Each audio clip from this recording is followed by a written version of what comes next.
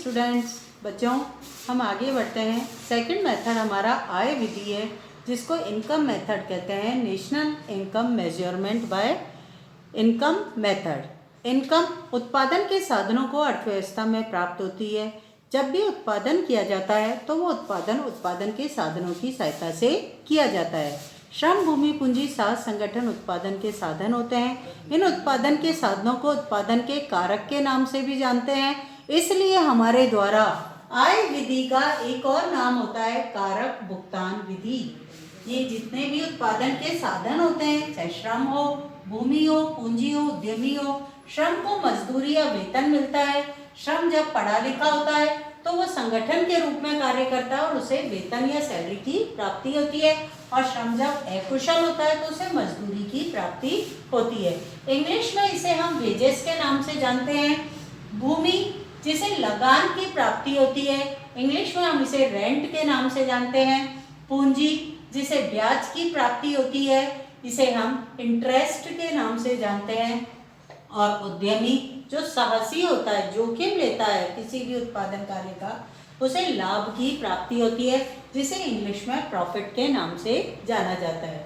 Short में बच्चों wages को W के नाम से, रेंट को R के नाम से, इंटरेस्ट को IN के नाम से और प्रॉफिट को PR के द्वारा डिनोट किया जाता है, या ओनली P ऐसे प्रोडक्शन के लिए होता है, PR प्रॉफिट के लिए डिनोट किया जाता है।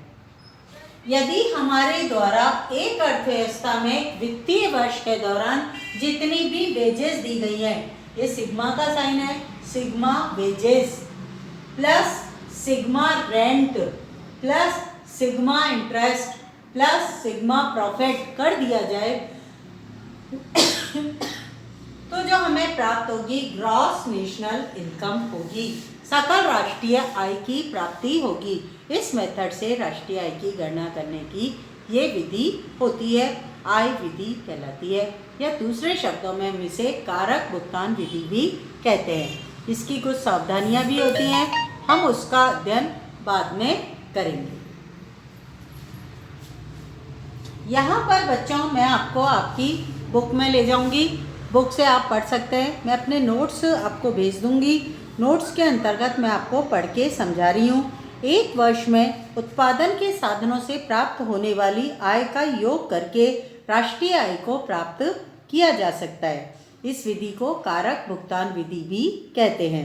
अर्थशास्त्र में उत्पादन के साधन श्रम, भूमि, पूंजी, उद्यमी होते हैं और इन्हें प्राप्त होने वाली आय लगान, मजदूरी, ब्याज और लाभ होती है। राष्ट्रीय आय की गणना करते समय प्रत्येक कारक को प्राप्त होने वाली आय का योग किया जाता है और राष्ट्रीय आय में केवल उन्हीं कारकों को सम्मिलित किया जाता है जिन्हें आय की प्राप्ति होती है। विशेष बात है बच्चों इस मेथड के अंतर्गत राष्ट्रीय आय की गणना करने की। फॉर्मूला इसका GDP गए,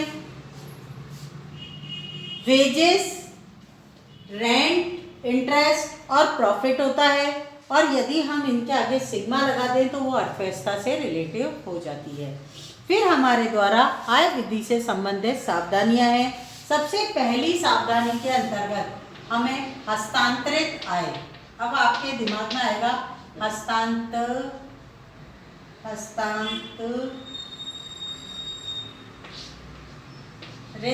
आय। ये हस्तांतरित आय क्या होती है? हस्तांतरित आय को बच्चों ट्रांसफर इनकम के नाम से जाना जाता है। ट्रांसफर इनकम जो होती है एक प्रकार की ऐसी आय होती है जो एक तरफा होती है, मतलब दूसरा पक्ष किसी भी प्रकार का कोई कार्य नहीं करता है तो भी उसे प्राप्त होती है। दान के रूप में, उपहार के रूप में, पेंशन के रूप में, या कोई आर्थिक सहायता के रूप में, सब्सिडी के रूप में जो दी जाती है, जो एक तरफा होती है, उसे हम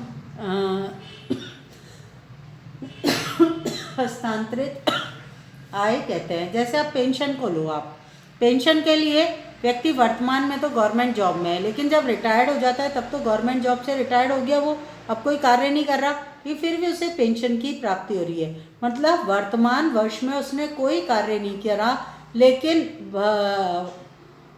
अपने पहले के किए हुए कार्यों के परिणाम स्वरूप उसको वर्तमान में पेंशन की प्राप्ति हो रही है। तो ऐसी आय जिससे कोई प्रोडक्शन नहीं होता है उसको इसमें सम्मिलित नहीं किया जाता है। हस्तांतरित आय एक तरफा भुगतान होती है। इसकी परिभाषा और इसका उदाहरण आपको याद करना होगा। यहाँ बॉक्स में भी बुक में मिल जाएगा आपको हस्तांतरित आय की परिभाषा। फिर दूसरे नंबर पर गैर कानूनी कार्य। गैर कानूनी कार्य को कई बार हमारे द्वारा सम्मिलित कर लिया जाता है राष्ट्रीय आय में। गैर कानूनी कार्य बच्चों कौन से होते हैं?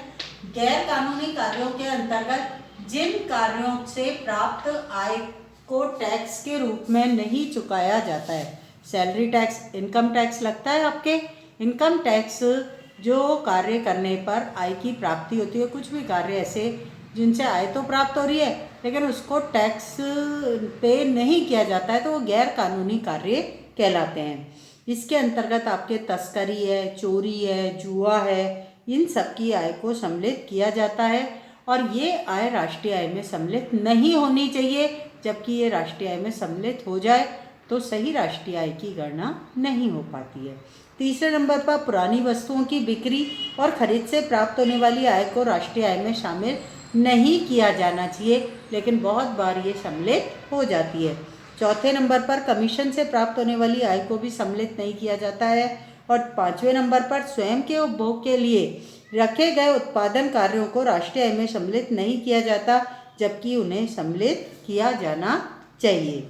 ये सारी की सारी आय विधि से संबंधित हमारी सावधानियां हैं या कठिनाइयां हैं जिनसे राष्ट्रीय आय का मापन करने में कठिनाई आती है। इन्हें यदि ध्यान से सॉल्व कर दिया जाए तो सही राष्ट्रीय आय की गणना होगी। थैंक यू बच्चों। आज के लिए कल हमारे द्वारा व्यय विधि का अध्ययन किया जाएगा।